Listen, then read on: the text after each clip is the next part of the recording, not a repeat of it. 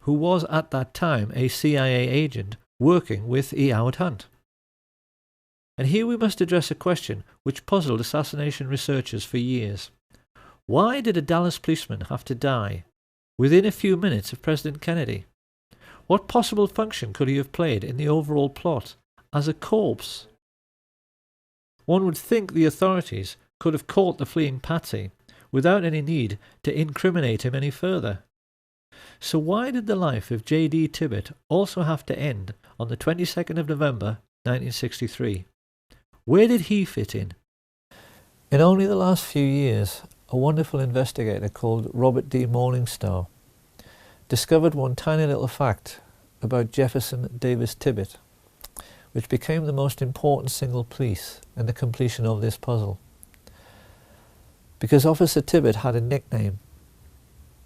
When he was at work, his fellow officers always used to call him JFK, because at 39 years of age he looked exactly like him. In the only well-known picture of Tippit, his Elvis haircut makes him appear very youthful, but having turned grey and having nearly turned 40, most people felt his resemblance to Kennedy was uncanny. What Tippit never knew, as he drove past assassination witnesses Jack Tatum, Domingo Benavides and Aquila Clemens, was that he had been selected to play the role of the president in death. Researchers have always believed it couldn't be a coincidence that Tippit was shot in the right temple just like JFK some 45 minutes earlier. They wondered why bullets had been removed from his body in the ambulance, and why, when he was pronounced dead on arrival at the Methodist Hospital, it was felt necessary to move his body to Parkland. With their concentration firmly fixed on the casket of the deceased president, the newsmen completely ignored the ambulance which spirited away the body of J.D. Tippit, so that it could be loaded onto Air Force 2 where John Melvin Liggett was waiting. When Kennedy's casket arrived at Love Field a few minutes later, Clint Hill, the agent who jumped on the car, recalled that all the people aboard Air Force 1 were told they had to go forward to witness the swearing in of Lyndon Baines Johnson. This, of course, was just a ruse, to get Jackie Kennedy to leave her husband's body, and the moment she was out of the way, his cadaver was stolen and placed aboard Air Force 2 next to the cadaver of J.D. Tippit. Many people have seen this famous picture in which LBJ is smiling at Congressman Albert Thomas a moment after becoming president, and he is winking back. We haven't known until now just how huge and terrible a secret he was sharing with Johnson, because at that moment on the plane right alongside, the most highly qualified specialist in reconstructive surgery and embalming in the country, John Melvin Liggett, was starting to make a facsimile of the dead president, using the body of J.D. Tippit in order to obscure the true extent of the damage to Kennedy's head and make it seem consistent with a shot from behind. But Liggett realized immediately this was well nigh impossible, because having been told over the radio about the head shot, Liddy took it upon himself to try and ape this damage by firing into Tippit's torso and then, when he was down, firing into his right temple, instead of into the back of the head as he'd been instructed. This was a second huge mistake. The human brain has a consistency like play school plasticine. Fire a bullet through it, and it is very easy for a skilled pathologist to track the bullet's path at autopsy. What Liggett wanted to show to any investigators was a brain that looked like this. What he had was one brain which looked like this, and another which looked like this.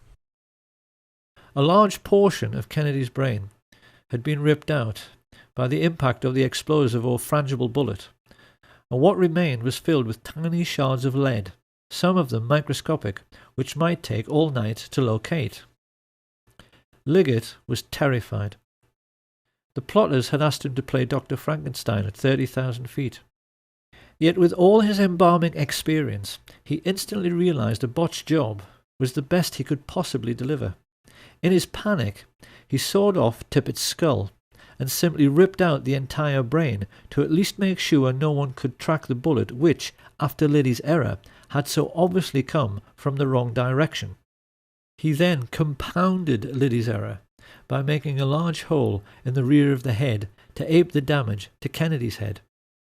With this done, he rebuilt the skull, hurriedly sewed the scalp back together, and then set about the gruesome task of trying to make the cadaver of J.D. Tippit more closely resemble the cadaver of John F. Kennedy. By shaving eyebrows, bringing forward Tippit's slightly more receding hairline, filling in missing segments of both heads with plaster of Paris, and rebuilding portions of the flesh with wax. Liggett performed this ghoulish service while the aircraft he was on, Air Force 2, went through the usual procedure of leapfrogging Air Force 1 to arrive at Andrews Air Force Base slightly earlier. He wasn't given long enough, and in the rush to get finished, the plotters now made their third and most stupid mistake. Instead of placing Tippit's body in a casket identical to the one aboard Air Force 1, they placed him in a Spartan grey metal coffin inside a body bag. As the TV media showed these distressing pictures to a world reeling in shock, it's hardly surprising that no one ever dreamed this casket could be empty, but it was. As it was driven away, out of sight of the media, the two bodies were taken from Air Force 2 and loaded onto a helicopter. It was at this point that the two honest men, FBI agents Francis X. O'Neill and his partner William Siebert, became crucial figures in the story. They explained to researcher David Lifton that they made the journey to the Naval Hospital at Bethesda in the car behind the hearse which carried Jackie and Bobby, and most notably Admiral George Berkeley, who made sure he stayed with the empty coffin by sitting on another man's lap. Upon reaching Bethesda, Siebert and O'Neill said Berkeley then guided the family members into the building while the hearse was ordered to the rear to unload. But that was where the simplicity ended. The FBI men and many other witnesses recalled a scene of absolute mayhem in which no one seemed to know what was going on, and military men were rushing around everywhere, exchanging anecdotes about decoy ambulances they had been ordered to follow, which had become high-speed chases around the hospital grounds as these vehicles raced away. It seems this confusion was created with the intention of misleading both the press and the large respectful crowd which had gathered on the lawn.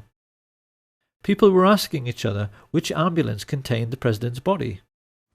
Then a rumour started that it was coming by helicopter, but which one? Everyone watching that night recalls the air was filled with them, and the FBI men also told Lifton that in the midst of all this mayhem, they helped to carry the casket inside. This was flatly denied by the team of Navy men who said they did it alone. It is therefore perfectly clear that two bodies were brought to the morgue separately whilst confusion reigned. And it was now that the plotters themselves became confused by the mayhem they had created, because they left J.D. Tippit's cadaver in the wrong casket. It should have been switched and gone into the autopsy room in the large expensive casket used in Dallas. I helped put President Kennedy's body in a bronze ceremonial casket on November 22nd, 1963 at Parkland Memorial Hospital. Instead, mortuary technician Paul O'Connor received a coffin so dull and nondescript no one could believe it had been utilized to transport the body of a president. It was a very plain casket, and when I say plain, I mean it was pinkish gray. It had pink and gray on the sides. There was nothing fancy about it as far as being bronze. It wasn't bronze. The autopsy then became a farce the moment it began. While Siebert and O'Neill made their now famous and entirely correct observation that the body seemed to have undergone surgery prior to autopsy mainly in the head area, Commander Humes himself testified that the moment he touched the head, pieces of the skull fell down onto the autopsy table. That is not possible unless surgery was done before post-mortem, and that surgery could only have been performed aboard the aircraft because there was no other time to do it. Humes then found that he had to try to work with Admirals Berkeley, Galloway and Kenny actually touching his elbows, and became increasingly confused and embarrassed himself at his utter failure to find any trace of the bullets which killed the President.